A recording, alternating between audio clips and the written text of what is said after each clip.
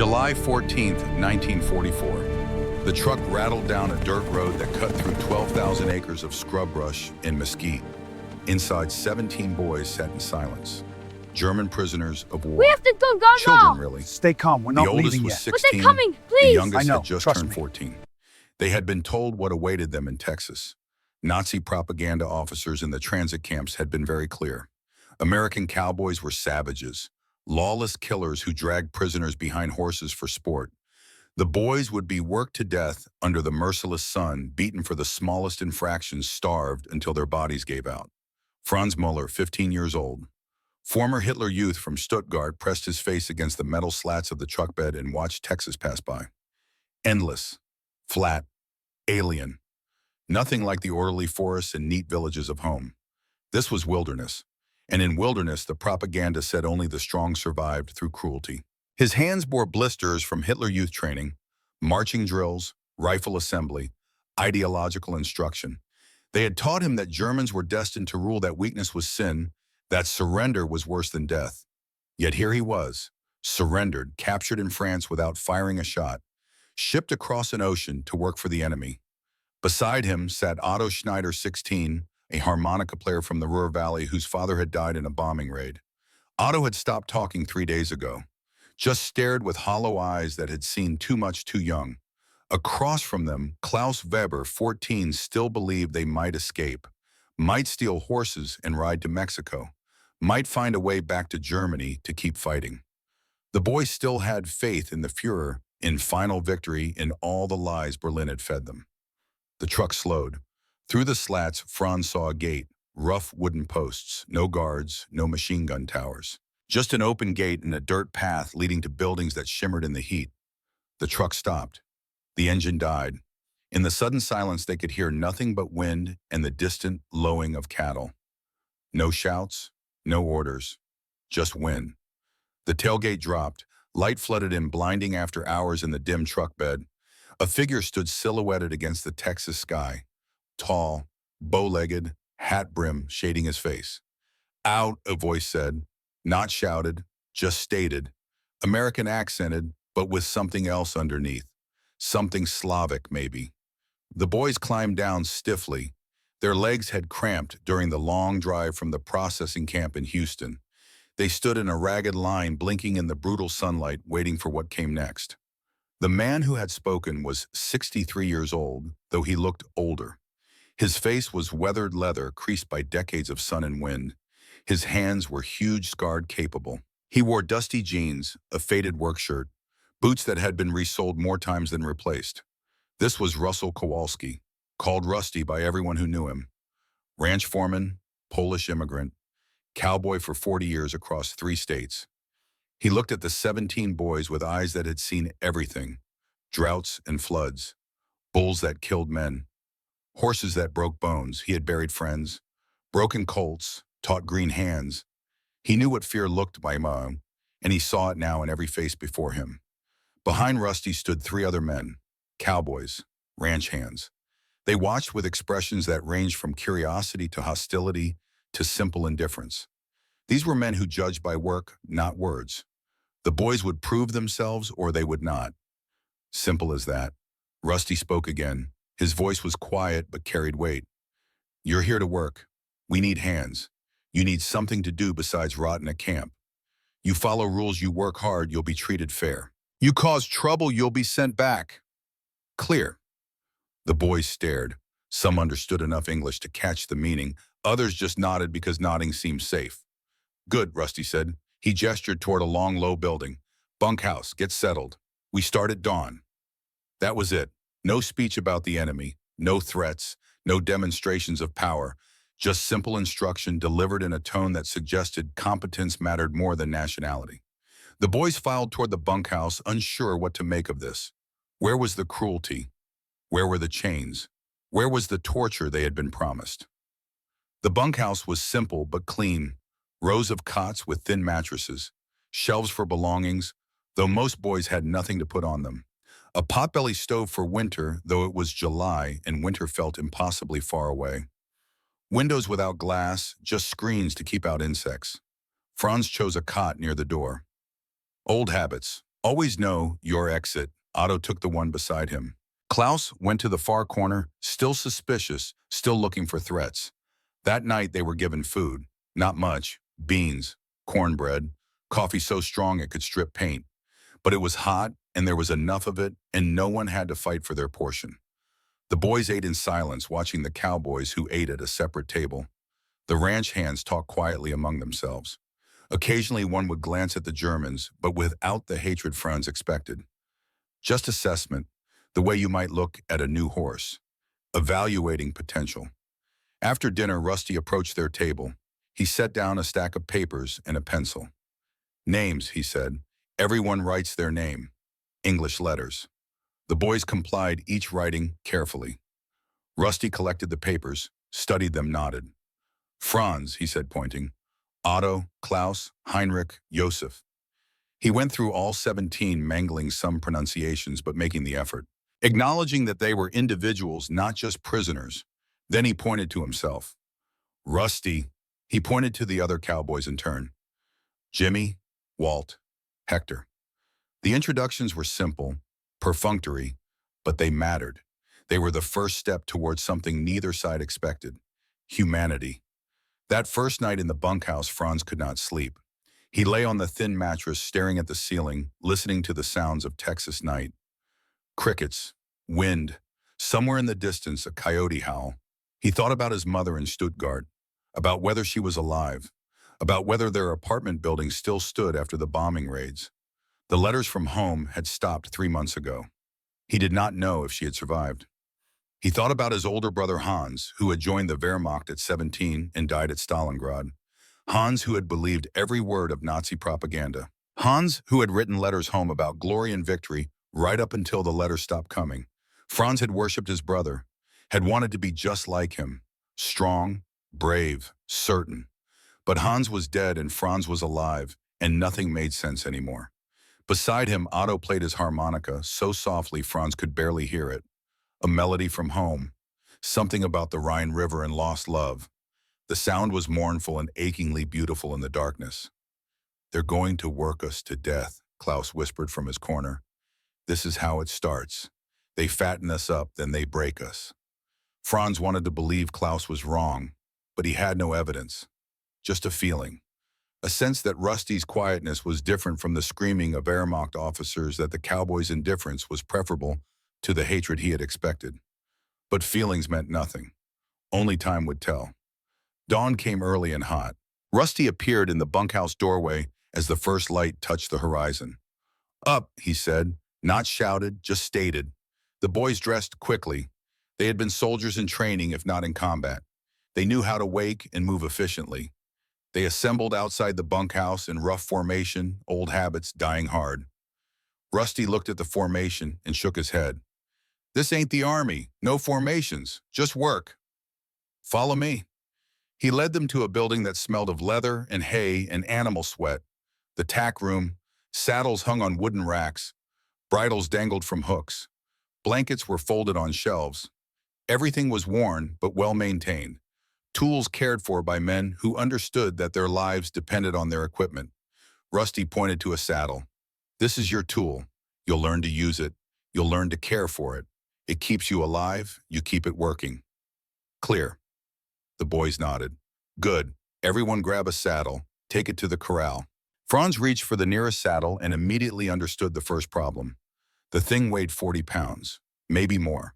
Solid leather and wood and metal. He tried to lift it, struggled, felt his face flush with the effort and the shame of weakness. He expected ridicule. In Hitler, youth weakness had always drawn contempt. The strong mocked the weak to make themselves feel stronger. That was how it worked. That was how you built men. But Rusty just walked over calm and unhurried. He did not take the saddle away, did not tell Franz he was doing it wrong. Just stood beside him and demonstrated. Brace it against your hip, Rusty said, positioning the saddle. Let your legs carry it. Your arms are just steadying, like this. He showed Franz the motion, hips supporting the weight, legs providing the power, arms balancing, physics instead of brute strength. Franz tried again. This time the saddle felt manageable, still heavy but possible. Better, Rusty said. Then he moved to help another boy struggling with a bridle, offering the same patient instruction. Franz carried the saddle to the corral, something shifting inside him. He had expected punishment for weakness. Instead, he had received teaching. The difference felt enormous. The corral held 24 horses, not the magnificent war horses of Franz's imagination. These were working animals, shorter, stockier, with intelligent eyes and wary postures. They had been doing this longer than any of the boys. Jimmy, one of the ranch hands, was a man of about 30 with sun-weathered skin and a permanent squint from years of looking at horizons. He spoke very little. When he did speak, other people listened. He picked out horses for each boy, calm horses, experienced horses, horses that would tolerate inexperience without becoming dangerous. "This is Red," Jimmy said, handing Franz the reins of a sorrel gelding. "He'll take care of you if you don't do anything stupid." Red looked at Franz with dark eyes that seemed to hold judgment. The horse was maybe 15 hands high, lean, and muscled, with a scar on his left shoulder from some old injury. "Ever been on a horse?" Jimmy asked. Franz shook his head. "Well, you're about to learn." Jimmy demonstrated how to saddle the horse, how to position the blanket, how to swing the saddle up, how to cinch it tight without over-tightening, how to adjust the stirrups. Franz watched carefully. This was survival information. In Hitler Youth, they had learned rifle assembly and grenade throwing, skills for killing. Here he was learning skills for living, for working, for being useful in a way that built rather than destroyed.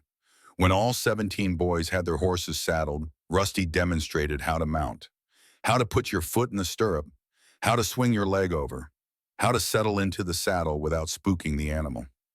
"Your horse ain't a machine," Rusty said. "It's got a mind, got feelings. You treat it right, it'll work with you. Treat it mean, it'll find ways to make your life hell. Same as people."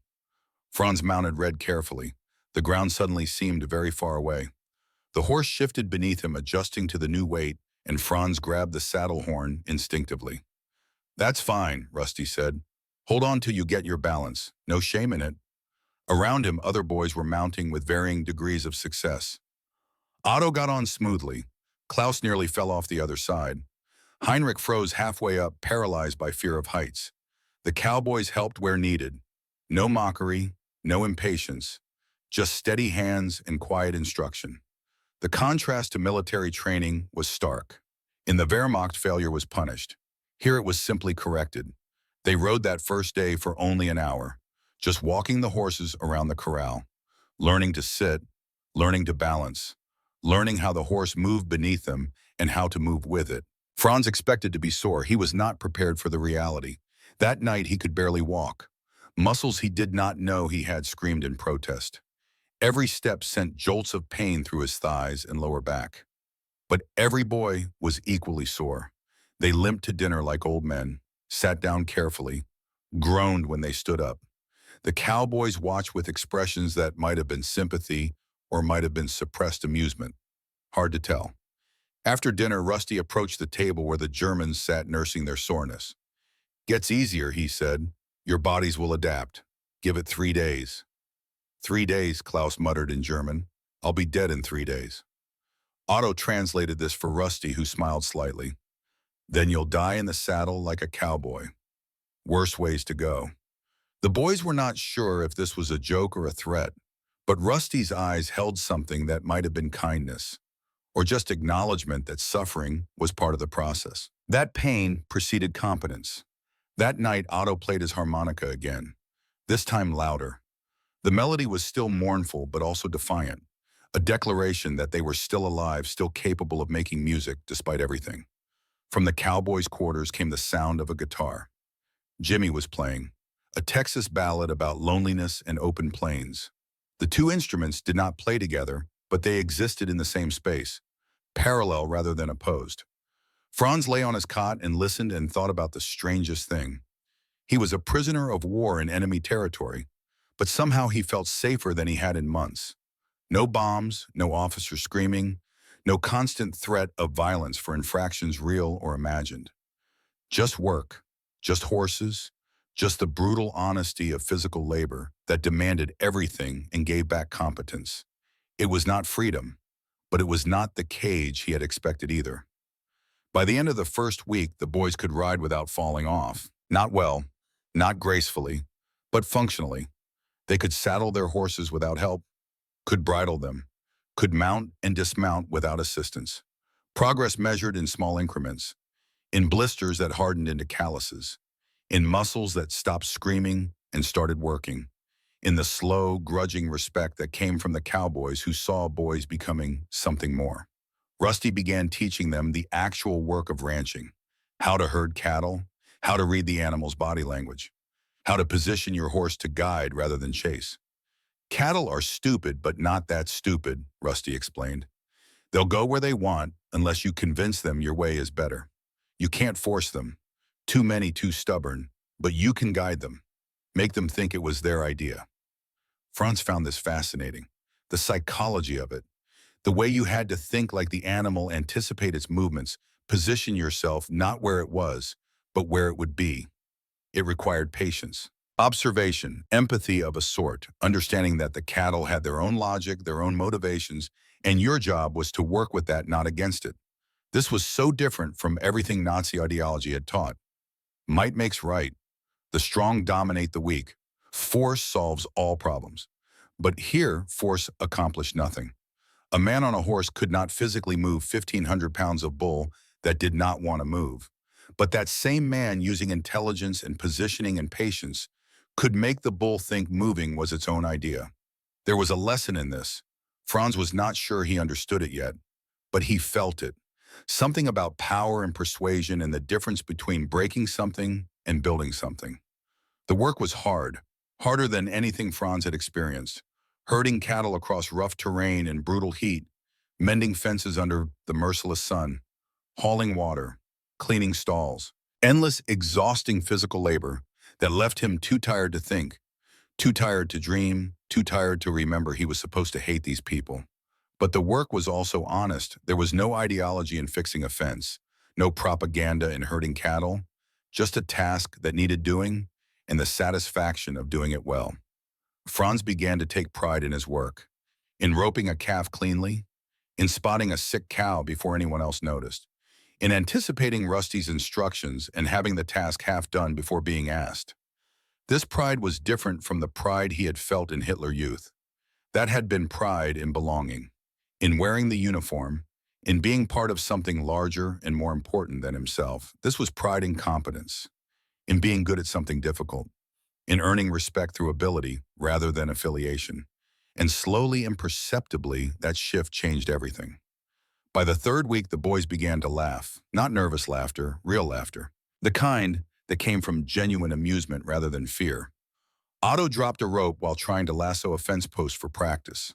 The rope landed in a perfect loop around his own feet. He tripped, fell flat on his face in the dust, and lay there for a moment in stunned surprise. Then he started laughing, great wheezing laughs that shook his whole body, and the other boys laughed with him, and the cowboys laughed too. Not mocking laughter, shared laughter.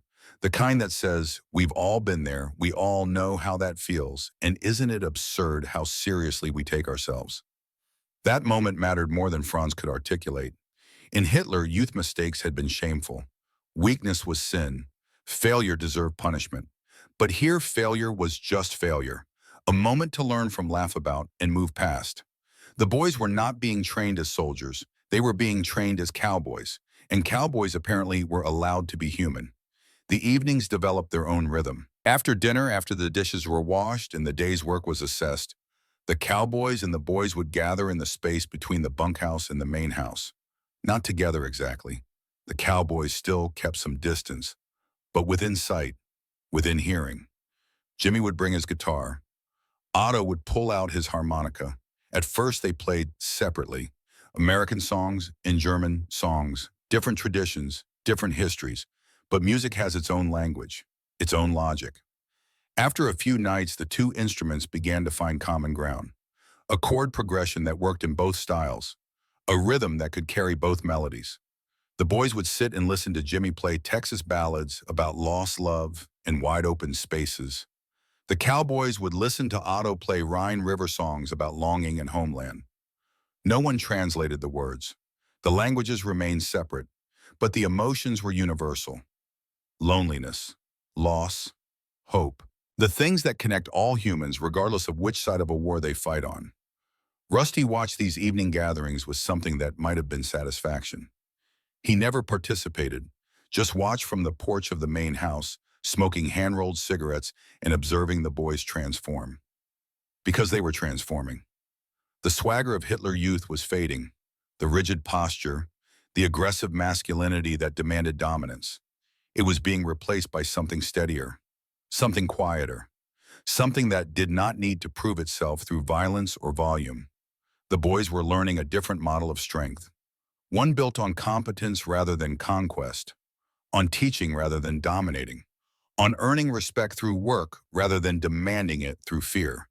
They did not have words for this yet, but they felt it. In the way Rusty corrected their mistakes with patience instead of punishment. In the way Jimmy showed them the same rope trick 5 times without frustration. In the way Walt praised good work with a simple nod that somehow meant more than any medal. These cowboys were harder than any Wehrmacht officer Franz had known. They worked longer hours, endured harsher conditions, pushed through pain that would have hospitalized soldiers. But they did it without cruelty, without needing to hurt others to feel strong, without the constant performance of dominance that had defined every male space Franz had known. This was masculinity without the posturing, strength without the brutality, power that did not need to prove itself. And for boys raised on Nazi ideals of conquest and domination, this was revolutionary. Franz lay in his bunk that third week and wrote a letter to his mother. If she was still alive, if Stuttgart still stood, if the mail system could carry a letter from enemy territory to a bombed-out German city. He wrote, "Mother, I am alive and I am learning to be a cowboy. I do not know how to explain what this means, but I think you would be proud, not of the boy who marched in uniform and shouted slogans, but of the boy who can rope a calf and mend a fence and treat a horse with respect. I think this is what a man is supposed to be, not a soldier, a builder, and I am learning to build." He never sent the letter. The censors would have rejected it. But writing it helped, clarified something, acknowledged the transformation happening inside him, whether he wanted it or not. The ranch was changing him. The Cowboys were changing him. Texas was changing him. And he was not sure if that made him a traitor or simply a boy finally learning what strength actually meant. Down. August brought heat that made July look mild. The sun turned the sky white. The air shimmered. Working cattle in that heat required starting before dawn and stopping at midday, resuming only when the sun began its descent. The boys adapted. Their bodies soft from months in transit camps hardened. Muscles developed. Skin tanned. They moved differently now. The bow-legged swagger of men who spent their days in saddles. The economy of motion that came from understanding their tools. Franz could read cattle now, could tell from body language when a cow was about to bolt, when a bull was in a mood, when the herd was settled or restless. This was knowledge earned through observation and mistakes, through being charged by an angry cow and learning to spot the warning signs, through losing a calf in brush and learning to track. Rusty took Franz, Otto, and Klaus on a cattle drive to a neighboring ranch 60 miles north. The journey required 3 days on horseback camping under open sky. The first time any of the boys had been more than a few hundred yards from the guarded bunkhouse. They rode through country that seemed endless, rolling hills covered in scrub brush, dry creek beds that would run wild in spring, rock formations that looked like sculptures, sky so big it hurt to look at. On the second night, camped beside a creek that held just enough water to refresh the horses, Rusty told them his story. He spoke slowly, his English still carrying the accent of his childhood. He had left Poland at 12 years old. His father was dead. His mother was dying. His older brother had been conscripted into an army that ground up young men for wars that meant nothing. Rusty had walked across Europe, worked ships across the Atlantic, and ended up in Texas because it was far enough from everything he needed to escape. "I came here with nothing," Rusty said, staring into the campfire. "No money, no English, no skills except I could work hard and take instruction. The cowboys who taught me, they didn't care where I came from. Didn't care about my accent or my name or what country I'd left behind. They cared if I could do the work, if I could learn, if I could pull my weight." He paused, rolling a cigarette with practiced movements. "This is what America is supposed to be. Not always what it is, mind you, but what it's supposed to be. A place where your past matters less than your present, where you earn your place through deeds, not birthright. Franz listened, trying to reconcile this with everything Berlin had taught. Nazi ideology was all about birthright, about blood and soil, about some people being inherently superior and others inherently inferior, about destiny being written in genetics. But here was Rusty, Polish immigrant, no family, no connections, and he had built a life through competence and character. He was respected by men who had been born in Texas, whose families had ranched here for generations. Not because of what he was, because of what he did. Klaus asked the question that had been haunting all of them. Why treat us like this? We're the enemy. We're German. You could work us like slaves and no one would stop you. Rusty finished rolling his cigarette, lit it, took a long drag. Then he said something none of the boys ever forgot. Hate is easy. Teaching takes effort. And I'd rather build cowboys than break boys. The words hung in the Texas night air. Franz thought about them as he lay in his bedroll, looking at stars so bright and numerous they seemed fake. He thought about all the ways hate had been easy, how simple it was to blame Jews for Germany's problems, to see Slavs as subhuman, to believe that conquest proved superiority. Hate required no thought, no nuance, no empathy, just simple, brutal certainty. But teaching required patience, understanding, the belief that the other person was capable of growth. Teaching was an investment in someone else's future, and you did not invest in something you thought was worthless. Rusty believed they could become cowboys, believed they were worth the effort of teaching, and that belief, simple as it seemed, challenged everything. If a Polish immigrant could teach German prisoners to be cowboys, if enemy boys could learn respect and competence from enemy men, if shared work could build brotherhood across the chasm of war, then what had all the fighting been for? What were all the lies about racial superiority worth? What did conquest prove if the conquered could simply become equals through patient instruction? Franz did not sleep much that night. His mind turned over questions he had no answers for. Questions that would have gotten him shot in Germany for even asking. Dangerous questions about the difference between the strength that dominates and the strength that builds.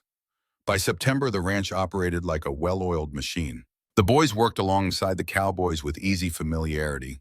They knew each other's rhythms, anticipated each other's moves, communicated through gestures and tones that transcended language barriers.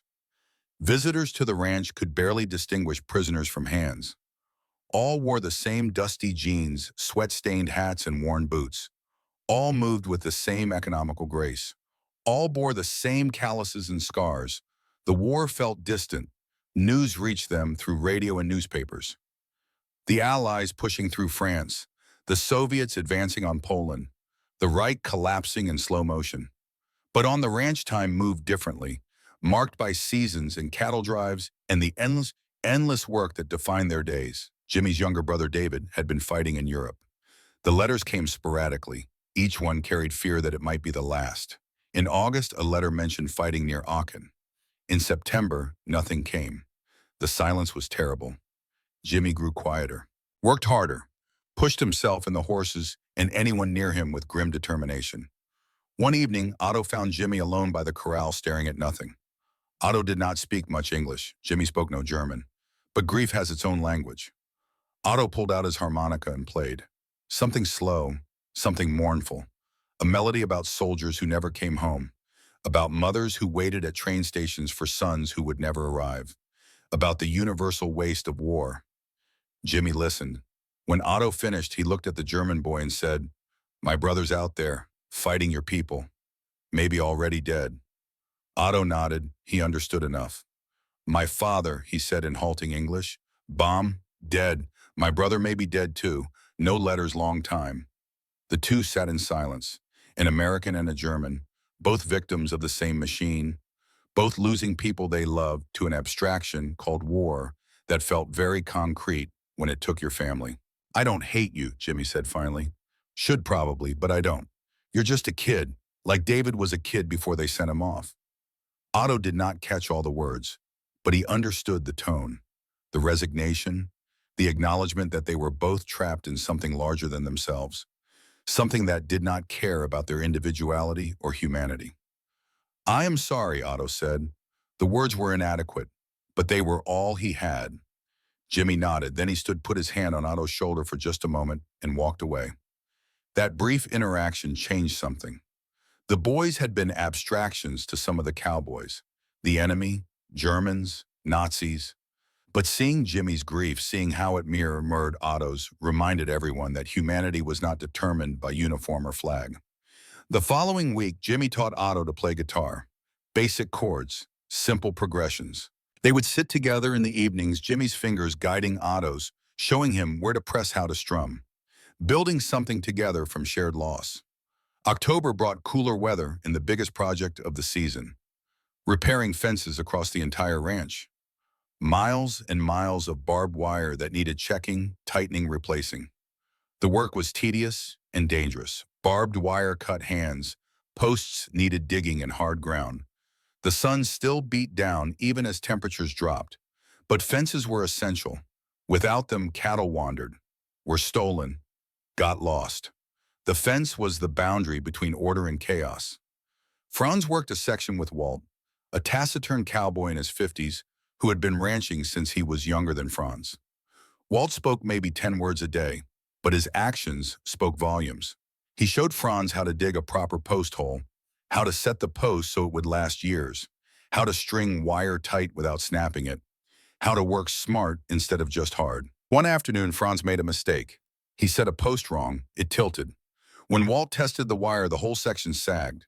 Franz waited for the explosion, for punishment, for the anger that came when you wasted time and resources.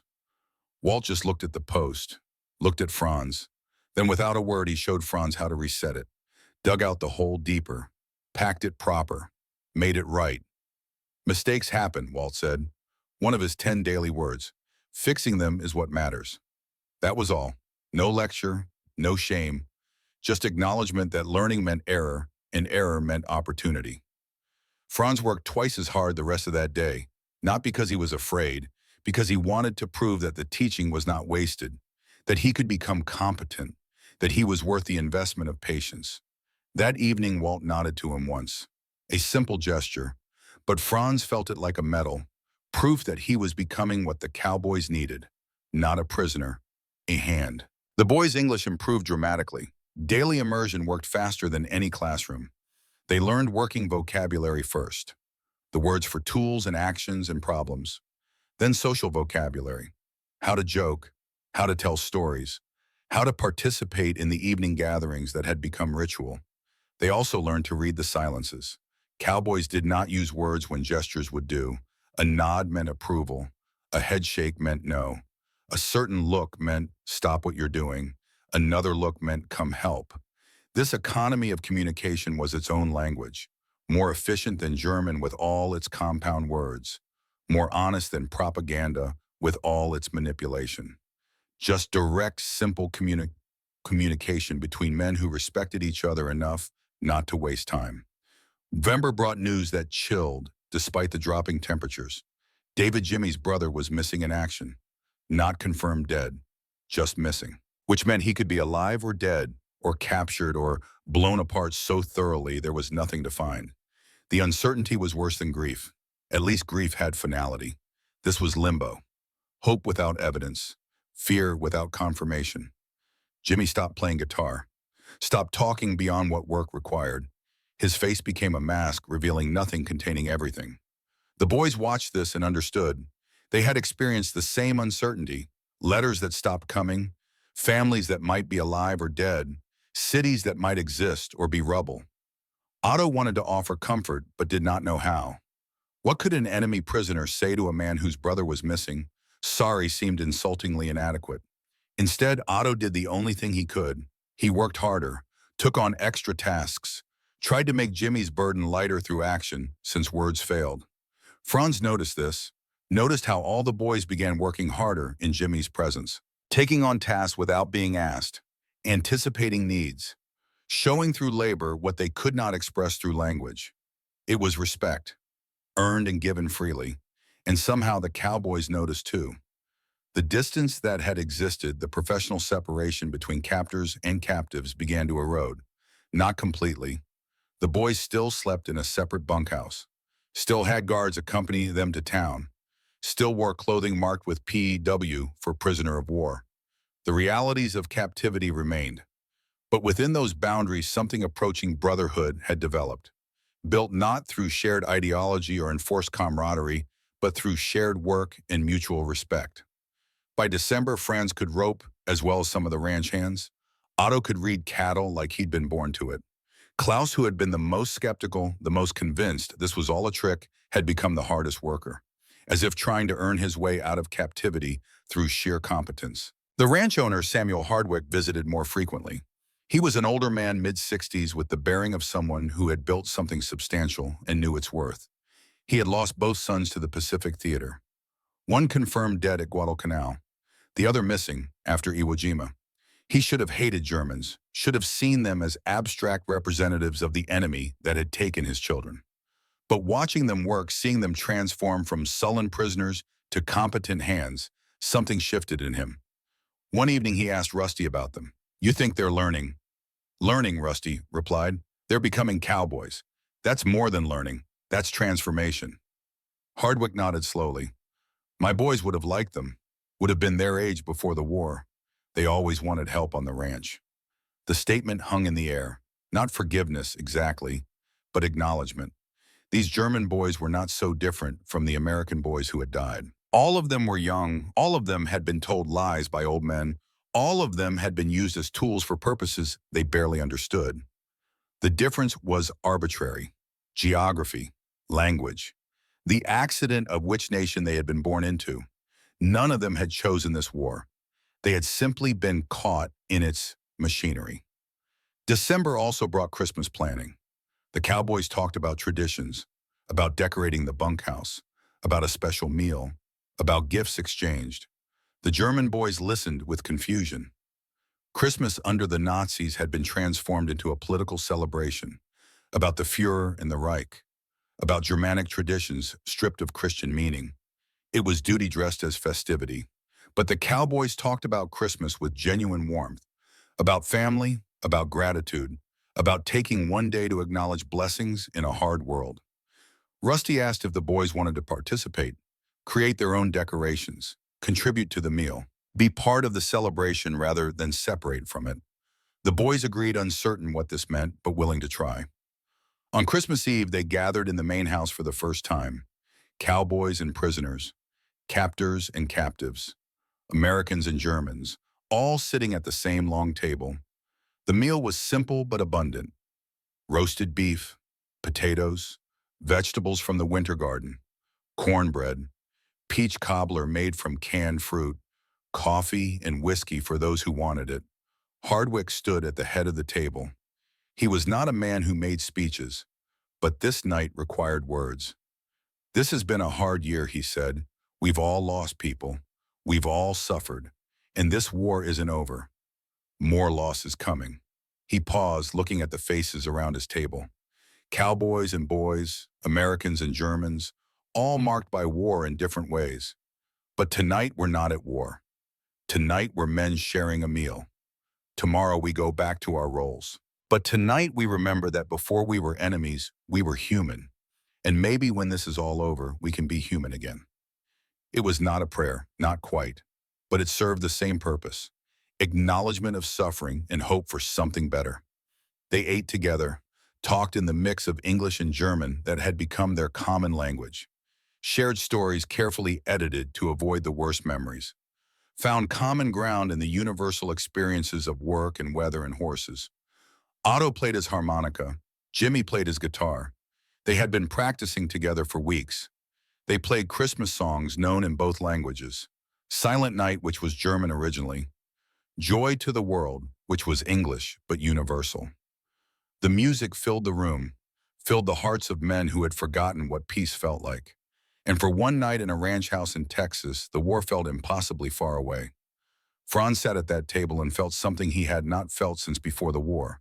Belonging, not the forced belonging of Hitler Youth where conformity was demanded, but the organic belonging that came from earning your place, from proving your worth, from being accepted not despite being German, but because he had become something more than his nationality.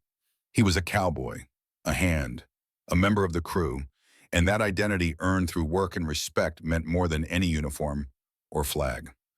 That night, he wrote another letter to his mother. Still unsent, still just words on paper that helped him process what was happening. Mother, today I sat at a table with Americans and felt more at home than I ever did in Germany. I do not know if that makes me a traitor or simply a boy learning the difference between forced loyalty and earned respect. Rusty says a man is defined by his actions, not his origins, by what he builds, not what he destroys.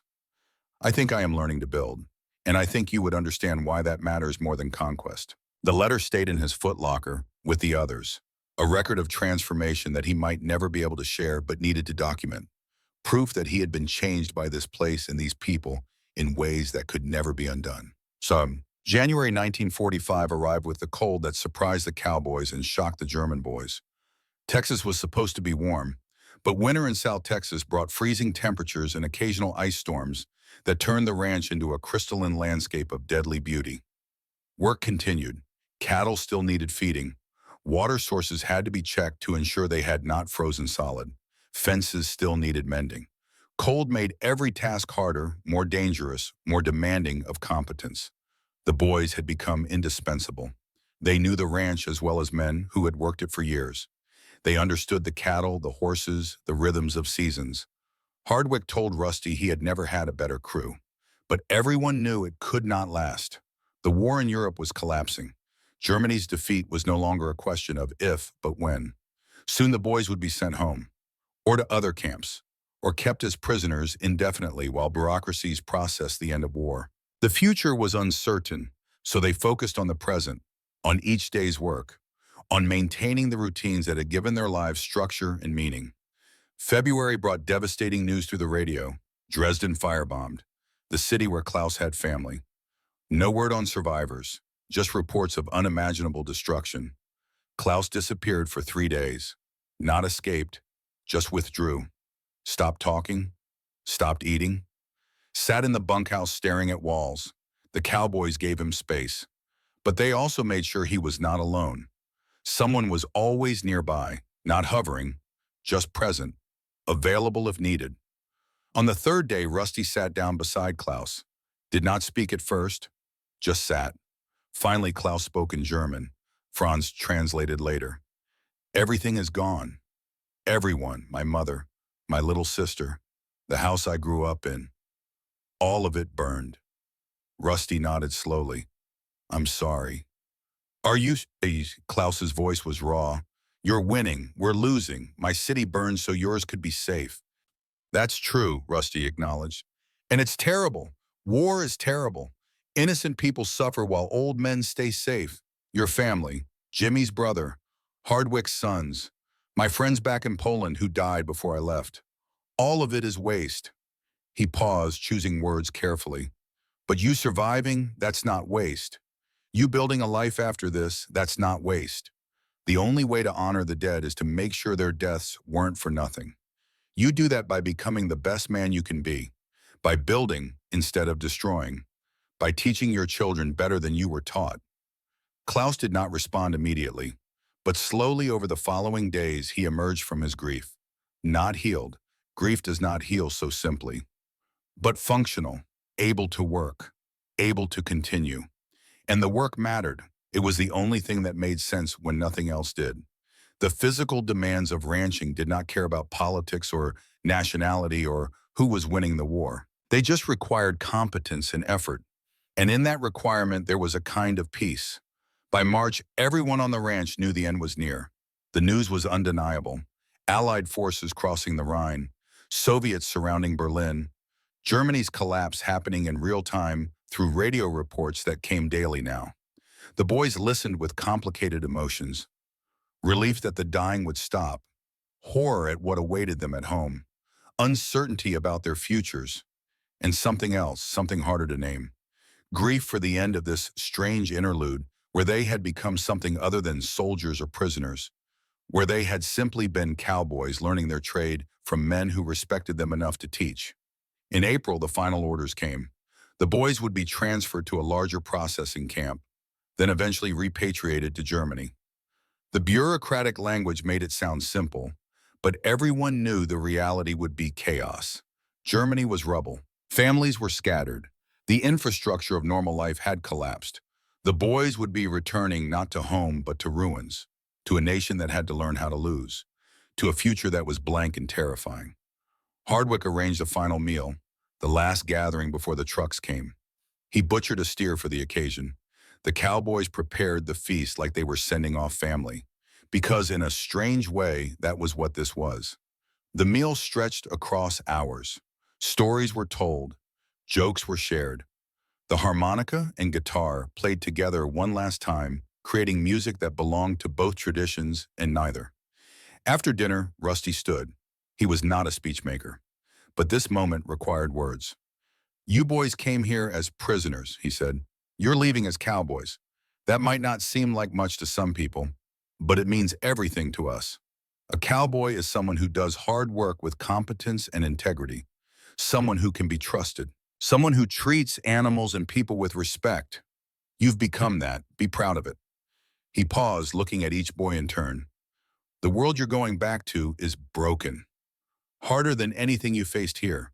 But you've learned how to work hard, how to build instead of destroy, how to earn respect through actions. Take that with you, teach it to your children. Make sure the next generation learns to build instead of conquer." Then Rusty did something none of them expected. He shook each boy's hand, looked them in the eye, told them they would always have a place on the ranch if they ever returned to Texas. It was not a promise that could be kept. The boys were enemy nationals. Immigration would be nearly impossible. But the offer mattered anyway. The acknowledgement that they had earned their place, that they were welcome, that they belonged. The morning of departure arrived with terrible inevitability. The boys packed their few belongings. Dressed in the same clothes they had arrived in, though the uniforms now hung loose on frames hardened by months of ranch work. They assembled outside the bunkhouse one last time. The Cowboys stood watching, not at attention, not formally, just standing, bearing witness to an ending. Franz looked at the ranch, memorizing details. The barn where he had learned to saddle a horse. The corral where he had roped his first calf. The bunkhouse where he had laughed harder than he ever had in Germany. The vast Texas sky that had seemed alien and now felt like home. Otto pulled out his harmonica and played. Not a German song, not an American song. Something new. A melody he had created from his time here. Something that captured the strange beauty of transformation. Of enemies becoming cowboys. Of boys becoming men through work instead of war. The truck engine started. The sound was final, inevitable. One by one, the boys climbed into the truck bed. Each paused, looked back, tried to hold the memory. As the truck rolled through the gate, Franz watched the Cowboys shrink into the distance. Rusty stood apart from the others, one hand raised, not waving, just raised. A cowboy's gesture of farewell. The dust settled, the sound faded, and 17 boys who had arrived as prisoners were leaving as something else entirely, changed in ways that could never be unchanged, carrying lessons that would ripple through decades. The boys returned to a Germany that barely existed. Cities were rubble. Infrastructure was destroyed. Families were scattered across occupation zones. Food was scarce. Hope was scarcer. Franz spent 3 months in a processing camp before being released. He searched for his mother in Stuttgart and found her alive in a cellar shelter. Their reunion was quiet. Too much had happened for celebration. But she was alive, and he was alive, and that was enough. He showed her the letters he had written, the ones about cowboys and ranching and learning to build instead of destroy. She read them with tears streaming down her face. "You became a man," she said, "not the man Berlin wanted, the man I hoped you would be." Franz tried to find work in the ruins of Germany, but there was nothing, just rubble and hunger and the grim work of surviving day to day. He remembered Texas, remembered open sky and honest work, remembered Rusty saying that America was a place where your past mattered less than your present. In 1947, using money saved from black market dealings and help from aid organizations, Franz immigrated to America. It took 2 years of paperwork and persistence, but he made it. He worked ranches across the Southwest, New Mexico, Arizona, eventually Texas again. He never returned to the ranch outside Hebronville. Too many ghosts, too much memory, but he carried the lessons everywhere he went. He taught other green hands with the same patience Rusty had shown him. He judged men by their blisters, not their birthplace. He built a life based on competence and integrity and the cowboy values that had saved him when he was 15 and lost. Otto rebuilt his town in the Ruhr Valley. He brought American pragmatism to German efficiency, created businesses, employed people, taught his children that strength meant building, not destroying, that the measure of a man was what he created, not what he conquered. He kept his harmonica, played it sometimes in the evenings, the same melodies from the Texas ranch, music that reminded him that enemies could become brothers through shared work and mutual respect. Klaus found his sister alive but changed, found his mother dead in the firebombing. He never quite recovered from the grief, but he built a life anyway. Farmed land outside Dresden, taught his children to question propaganda, to think for themselves, to understand that the enemy was rarely what you were told. He wrote to Franz once in the 1950s. The letter was brief, just remember Texas, remember that there's another way to be men, remember that building matters more than breaking. Franz kept that letter for the rest of his life. Rusty continued cowboying until his body gave out. He trained other hands, taught other boys, some German, some American, some Mexican, all treated with the same patient competence. He never spoke much about the German prisoners. When asked, he would shrug and say they were just hands, good hands. But those who knew him understood. He had made a choice in the summer of 1944, to see boys instead of enemies, to teach instead of punish, to build cowboys instead of breaking prisoners. And that choice had rippled outward, through the boys who became men, through their children who learned different values, through generations who understood that strength did not require cruelty, that masculinity could be gentle without being weak, that the measure of a man was what he built, not what he destroyed. The ranch itself continued until the 1980s. Then the Hardwick family sold it to developers. The land was subdivided. The bunkhouse was torn down. The corral was paved over for a shopping center.